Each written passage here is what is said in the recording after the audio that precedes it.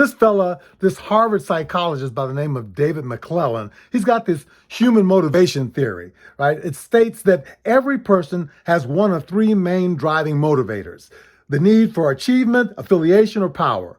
He says they aren't inherent. We develop them through our culture and life experiences. He says achievers like to solve problems and achieve goals. Well, I think he's talking about a more evolved sense of achieving and affiliation and power. I think that human beings, I would argue that we come into the world with a very basic drive, the drive to feed our hunger that we have, a very physical sense, right? We have a drive for connectedness. Affiliation to me is just a fancy way of saying being connected to someone or some group. We have a very basic drive for that. If you think about it, when we're young, we have a drive to be connected to a group, to be accepted.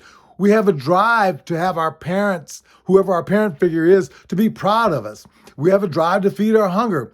And I bring this up because I feel like, yes, there's a more evolved sense of being driven, and there's a very basic sense of drive that we have already. And I think we need to recognize that, so that the state of, when I talk about being driven, I don't want people to feel like, oh gosh, to be driven is like trying to get a hold of a diamond or some gold, right? You actually have a level of drive that you've already experienced, you've already used, that you can tap into and develop it to a higher level, a more evolved point to achieve certain things beyond where you are right now. And I want to talk about, I used this assistant bot on Google, and it talks about what is the difference between being motivated and being driven, and which gets you further in life. Being motivated and being driven are both important for achieving success in life, but they involve different mindsets. Motivation is desire, willingness to do something, and it often comes from internal or external factors such as personal goals, values, or encouragement from others.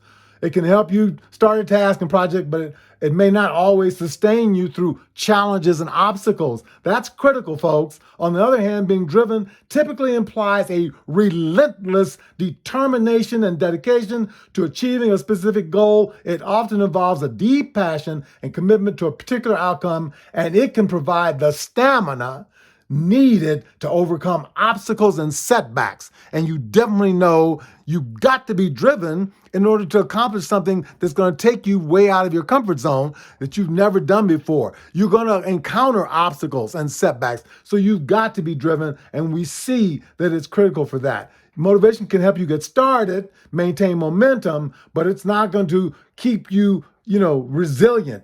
And when you're trying to go for ambitious goals and things, you have to be driven. Cheers.